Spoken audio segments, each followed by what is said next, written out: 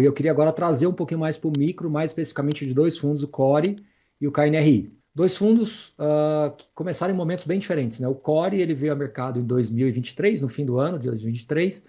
Logo depois, né, os juros vinham caindo, então o fundo veio com essa dinâmica de oportunidade, né? Inclusive com uma compra parcelada, que alguns investidores até confundiram com renda mínima garantida, mas tinha uma dinâmica de compra parcelada, e isso ficou sempre muito claro desde o prospecto, depois nas próprias comunicações, nos relatórios, inclusive mais recentemente, abordando o patamar de distribuição ajustado agora para o curto prazo, que deve acontecer ao longo deste ano de 2026.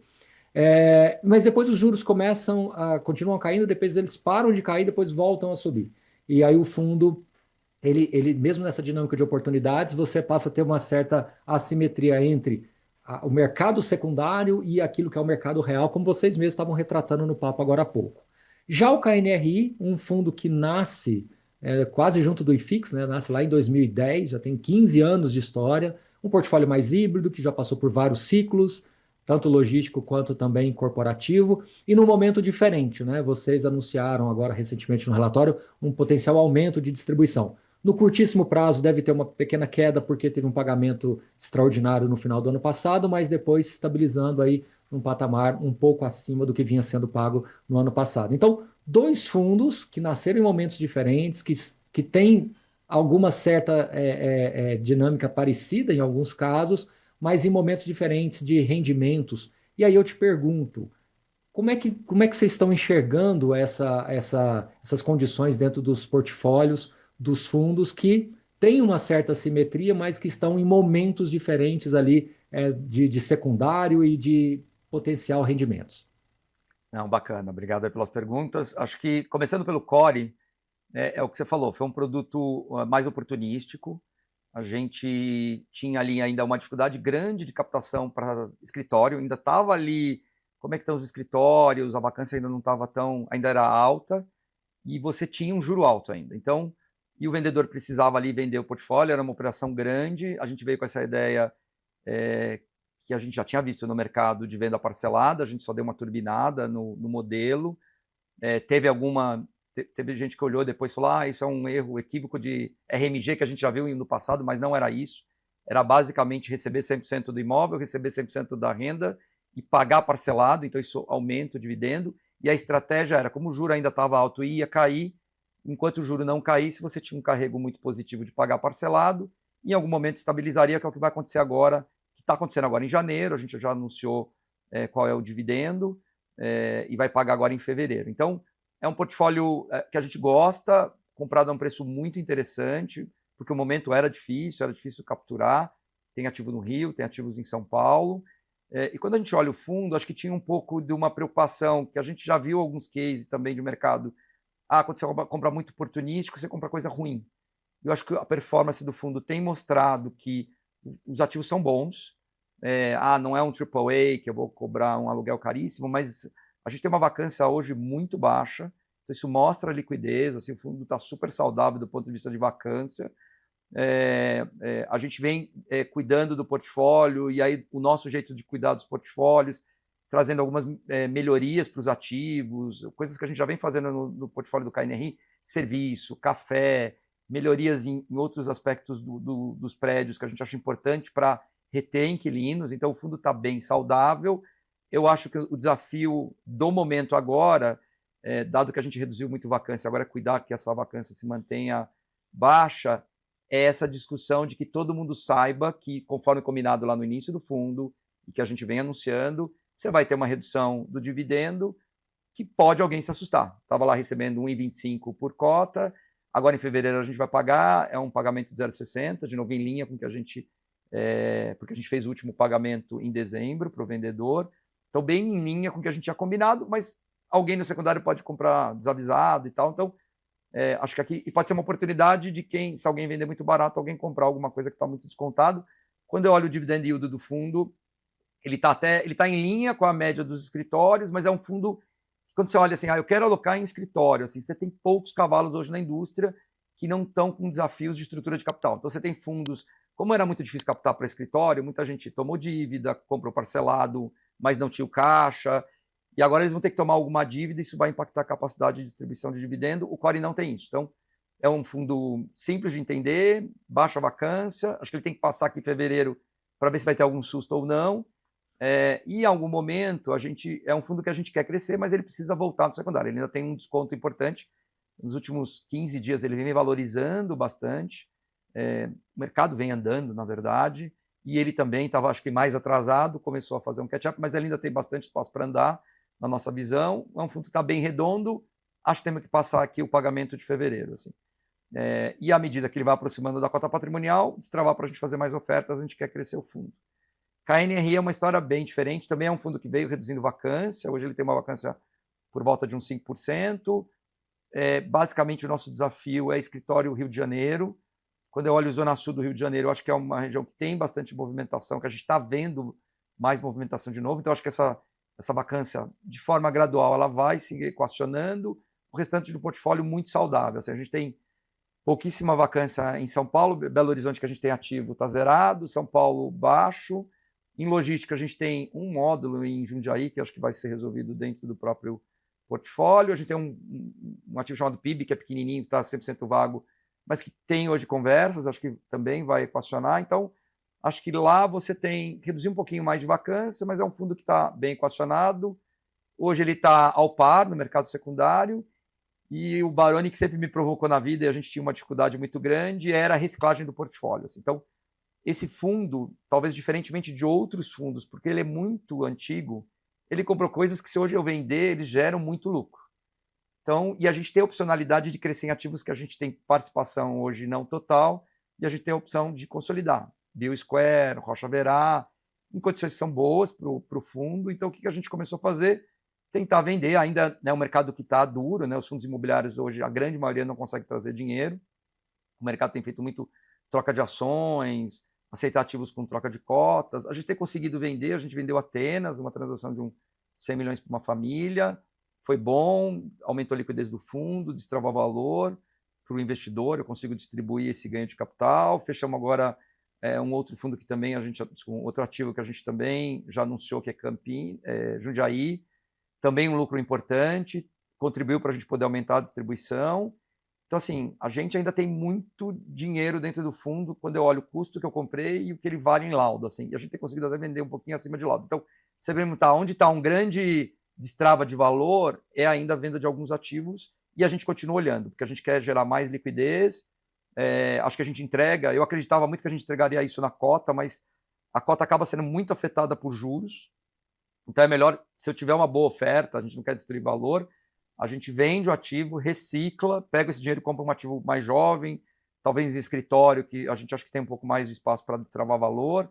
Então a nossa cabeça é isso. Que nem a renda, muito equacionada, tem que continuar cuidando da vacância, tentar reduzir um pouco o Rio de Janeiro e olhar oportunidades ainda de vendas. Se tiver alguma oportunidade de comprar ativo com cotas, acho que a gente vai considerar também. Agora que a cota está ao par, pode ser, mas o nosso trabalho maior aqui ainda é olhar talvez a uma ou duas reciclagens, talvez ao longo aqui de 2026. De novo, o dinheiro é muito escasso, então você precisa ir bem certeiro aqui nas conversas. Assim. E eu acho que o mercado, o cenário macro de queda de juros ajuda na conversa. Então, acho que isso para a classe é bom. E eu acho que tem um fator que a gente estava conversando aqui um pouquinho.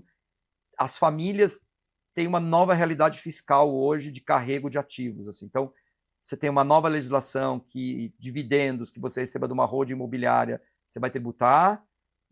Você tem o IVA, que tem algum impacto, então, e os fundos imobiliários são isentos desses impactos. Acho que muita gente, em algum momento, vai começar a repensar que talvez é melhor vender os ativos para um fundo e carregar cotas do que comprar um ativo direto. Então, acho que tem muita coisa para acontecer, o que favorece a classe de tijolos de forma geral. Uhum.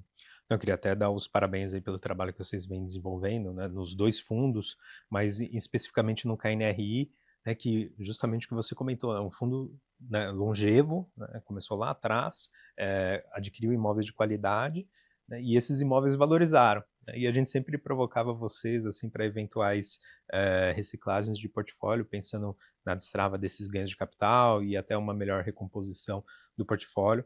Ficou claro, então, que daqui para frente a mentalidade deve ser nessa direção, assim, desde que no preço certo. Desapegamos aqui dos ativos, a gente sofre lá, mas é que a gente olha, né, e E é um jeito de eu devolver uma parte desse investidor que está com a gente há bastante tempo, que a gente acreditava de verdade que a cota patrimonial, mas a cota patrimonial tem efeitos de outras questões, macro e tudo mais.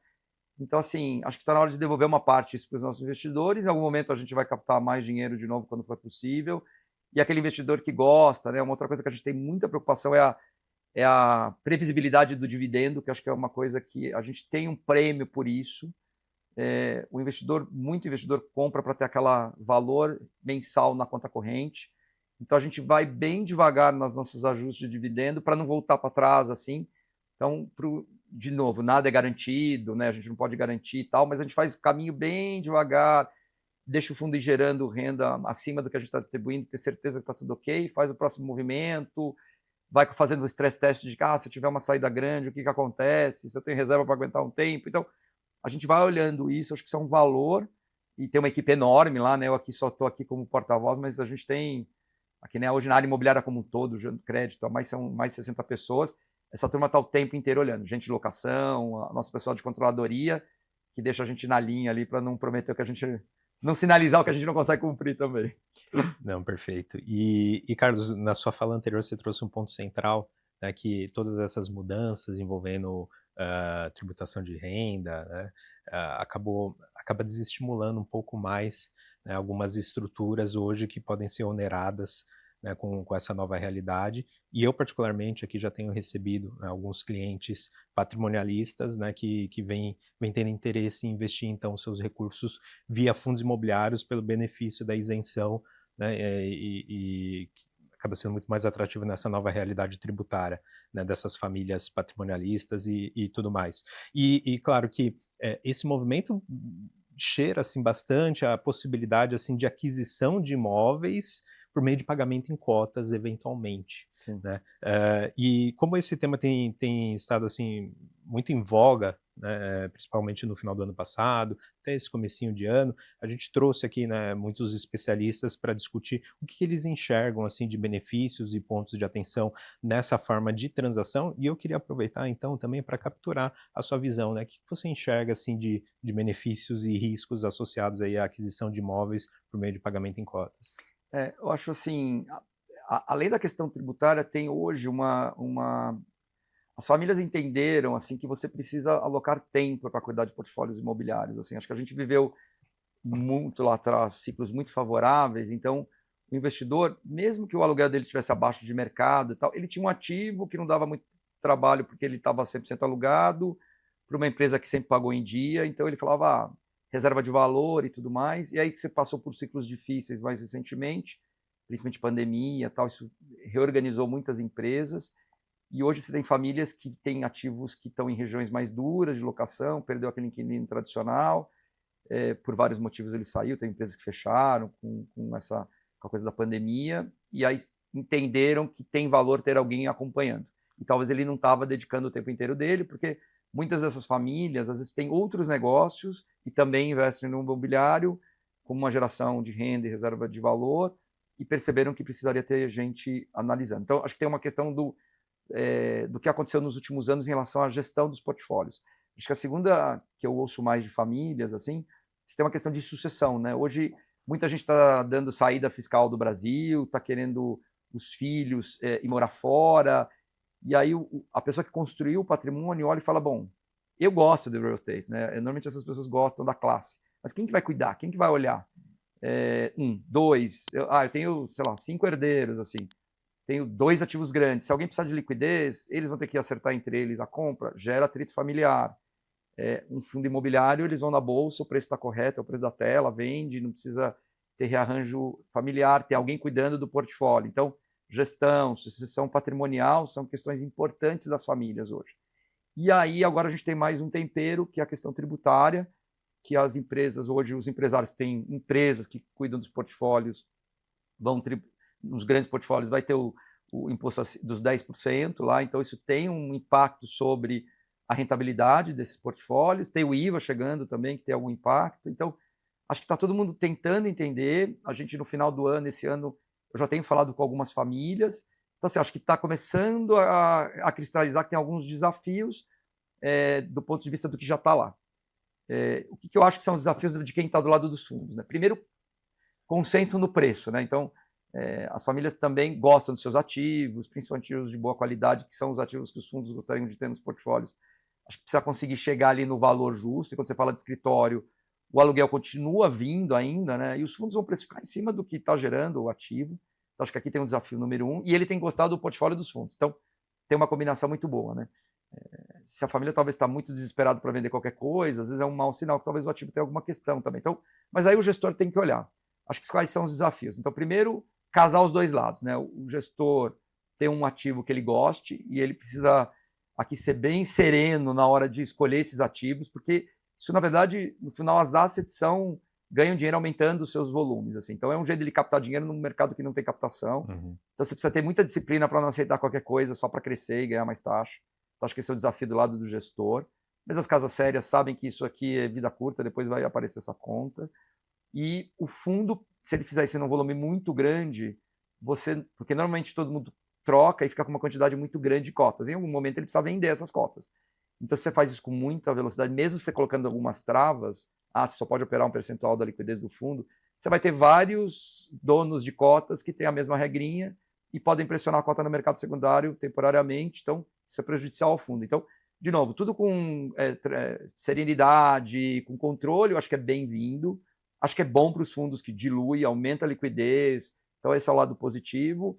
Acho que tomar o cuidado aqui é com essa questão de gerar muita pressão vendedora das cotas, porque as famílias têm ativos grandes, elas não vão deixar aquele volume inteiro no único fundo. Às vezes ela vai realocar para uma outra classe, ou no mínimo ela vai vender aquele fundo, vai comprar um outro para fazer talvez ter shopping, talvez ter renda urbana, ter outros produtos na carteira. Então acho que, de novo, aqui precisa tomar um pouco... E aí o gestor tem que fazer olhar isso, avaliar esses impactos e tudo mais. E as famílias precisam ter cuidado onde ela está botando, porque ela está trocando um ativo dela, ela vai abrir mão da gestão desse ativo, ela tem que olhar com cuidado como é que está a qualidade daquele fundo. Está alavancado, tem alguma questão, gosto do gestor, gosto dos outros ativos, qual é o histórico desse fundo ao longo do tempo. Assim, então, todo mundo tem que fazer lição de casa aqui, mas o instrumento acho que é positivo, eu acho de verdade que é bom para as famílias, você vai ter uma renda pulverizada, melhor, principalmente ativos estáveis, assim. Então eu acho que a gente vai continuar vendo mais desses eventos ao longo do tempo pelas essas várias razões. Uhum. Professor Baroni. Legal ver a opinião do Carlos, né? Bem sensato, e eu acho que isso traz também mais segurança para os investidores, né? De que é um mecanismo legítimo, claro, com todos os cuidados necessários, com todas as atenções, aí, com todas as lições de casa, acho que é importante. E curioso, né? Antes de começar aqui a minha pergunta, né? O boletim recente da B3 já mostrando que 42% das negociações foram por pessoas físicas. Praticamente 55%, tem alguns outros ali, mas praticamente 55% dividido entre estrangeiros, com quase 20%, e uma outra fatia com institucionais. Então, claramente, a gente está vendo uma dinâmica um pouco diferente também dentro das questões relacionadas à liquidez, né? Então, acho que isso traz, de certa forma, uma institucionalização do mercado de fundos imobiliários do ponto de vista de liquidez. Com relação a cotas, ainda não. Ou seja, cotas, ainda cerca de quase 73% das cotas ainda estão nas mãos das pessoas físicas. Então, ainda é um instrumento voltado para investidor pessoa física, mas chegando um pouco mais institucionalizado, até faz com que a régua de qualidade das gestoras subam.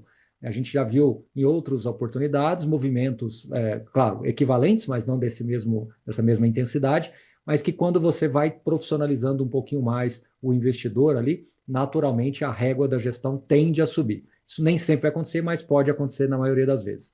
Mas agora eu queria entrar no outro ponto que também foi bastante, repercutiu bastante no ano passado, que foi a questão das consolidações. Então, vou voltar aqui para Core 11 e KNR 11. O que é que já está mapeado? O que vocês entendem que pode acontecer no médio prazo, longo prazo? O Core, ele teria uma opção, de repente, por ser um fundo de oportunidades, em algum momento levar esses imóveis para o KNRI, usando um mecanismo de consolidação, né, não necessariamente troca de cotas, mas de fato uma incorporação em que você preservaria o preço histórico para o KNRI, o que daria vantagem para o investidor do KNRI, e ao mesmo tempo essa compra sendo feita a patrimonial do Core para também respeitar os investidores do Core, ou seja, seria um jogo de ganha-ganha, né, nesse contexto. E também se existirá a possibilidade de talvez algum movimento parcial, um ou outro imóvel do Core, de repente, poder ir para o KNRI. Em síntese, o que é que está mapeado por vocês aí para Core versus KNRI? Esse é um debate que a gente tem dentro da empresa, né? Assim, até porque, de novo, tem o benefício de você ter fundos grandes, então, e é o que você comentou, a gente está vendo cada vez mais o institucional chegando. E como é que o institucional tem vindo? Você tem muitas fundações aqui hoje contratando gestores, a gente tem essa estrutura na Kinea também, para que faça alocações no mercado, e aí a liquidez é super importante, se ele vai fazer uma... Também tem fundações olhando oportunidades também de trocar ativos por cotas de fundos e tudo mais, então a escala, ter um fundo grande para ele não ficar muito grande no fundo é importante. Então, a consolidação de fundos ela é bem-vinda para a indústria. Assim. E isso está acontecendo, teve muitas junções de gestoras e tudo mais, e acho que esse é um processo que ainda tem espaço para acontecer alguma coisa. Assim. Entre os dois fundos, a gente tem exatamente essa preocupação que você falou, a gente não vai fazê-lo se tiver qualquer prejuízo às partes, então hoje no curto prazo o KNRI já está ao par, mas o Core tem um desconto importante aqui, então acho que não tem nada para fazer no curto prazo, então a gente, por enquanto, é melhorar e é divulgar mais e o que a gente acredita, que eu acho que essa é uma indústria que precisa de muita informação, a gente melhorou muito, isso que a gente está fazendo aqui hoje é claramente uma evolução muito grande dessa indústria, o que a gente precisa é ajudar o nosso investidor a ter mais informação, porque às vezes ele não lê, não vê as lives, não vê os relatórios, e as casas melhoraram muito, continuam fazendo isso, seja pelas as associações como a Ambima, que vem ajudando os gestores a melhorar, seja o regulador pedindo também que teve reclamações lá no passado de investidores, como é que a gente melhora isso, seja casa como vocês que olha o research e fala, se você tivesse mais isso, quantas coisas o professor Baroni chegou para a gente e falou, mas se fizessem isso, aquilo, se ele olhar hoje o relatório do KNRI, ele vai ver que tem um monte de coisas lá que foram inputs dele e que a gente, no tempo, foi melhorando, a gente tinha muita preocupação de talvez dar informação que pudesse prejudicar o fundo, e aí a gente foi vendo que tinha informações que a gente podia dar e que não prejudicaria nada e melhoraria o entendimento do fundo. Então, acho que esse é o lado positivo. Acho que, no curto prazo, a gente não vê possibilidade dos fundos juntarem. Conflito, se a gente tiver um ativo que cabe nos dois fundos, a gente poderia emitir para os dois fundos comprarem, então acho que dá para a gente conviver com isso, mas é um fundo que a gente quer crescer ao longo do tempo. Hoje, de novo, muito desconto no secundário, mas a gente acha que é um fundo de 1 bilhão e pouco de patrimonial, esses fundos precisam crescer, porque aí eu consigo atrair a atenção de quem escreve sobre fundos, do investidor, de grandes casas, de grandes investidores, e aí ele começa a ter prêmio em relação a fundos menores aqui.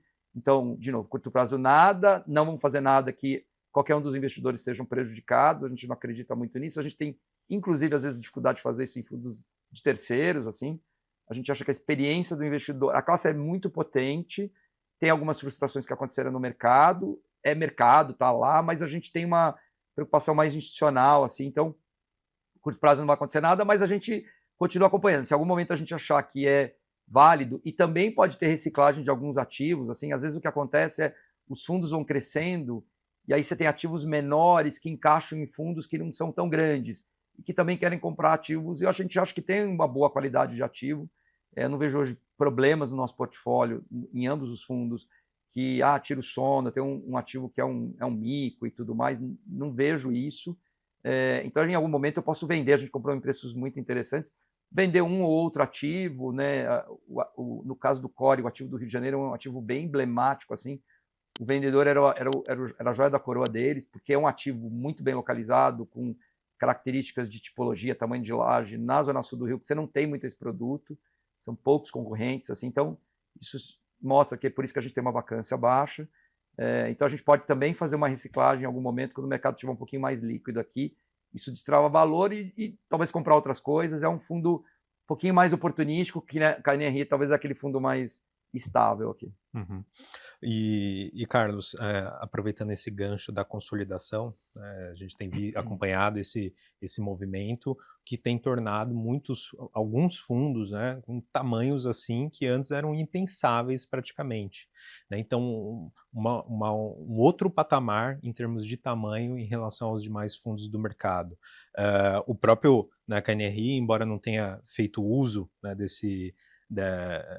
dessa ferramenta, né, já tem aí também um patrimônio de 4,6 bi, também patrimônio muito relevante para um fundo de tijolo. E aí, eu estou contextualizando isso para fazer a seguinte pergunta, né? Com esses fundos cada vez maiores, né, com cheques cada vez mais interessantes para aquisições de imóveis, né, que por vezes não seriam adquiridos, né, com dinheiro que seria menos expressivo, você acha que o tamanho dos fundos imobiliários agora é documento, né? Ou seja, fundos maiores conseguem fazer transações muito mais interessantes em benefícios do cotista ou não necessariamente? Eu acho que sim, porque o que a gente se beneficiou muito dessa coisa da escala, né?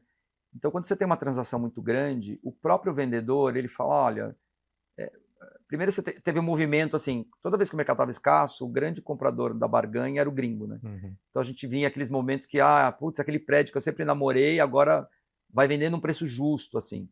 Às vezes não é barato, mas é o preço justo, um ativo muito consolidado. A gente viu isso na história. Os fundos ficavam parados, pouca liquidez. Só que o investidor externo, com algumas exceções de algumas casas que já estão aqui no mercado e tem se aproveitado desses momentos interessantes, você não tem muito gringo vindo ao Brasil. Porque, na verdade, tem muitas oportunidades lá fora que também sofreram com pandemia, vacância alta, questões de alavancagem, subida de taxa de juros. Isso gerou oportunidades sem ele precisar correr risco de variação cambial aqui. Então, hoje o grande comprador, você tem algumas famílias e os fundos imobiliários que não estão conseguindo comprar porque não conseguem captar. Assim. Então, o mercado está mais travado. Assim. Quando você vai para... Se é um fundo grande, então tem um prédio de 500, 700 milhões de reais, o próprio vendedor fala, e o mercado está duro, ele fala, você pode mostrar para 4 fundos, aqui 4 gestoras, que é o cara que consegue assinar um cheque de 500 milhões de reais, ele consegue talvez alavancar um pouquinho o fundo, ou ele tem chance de captar.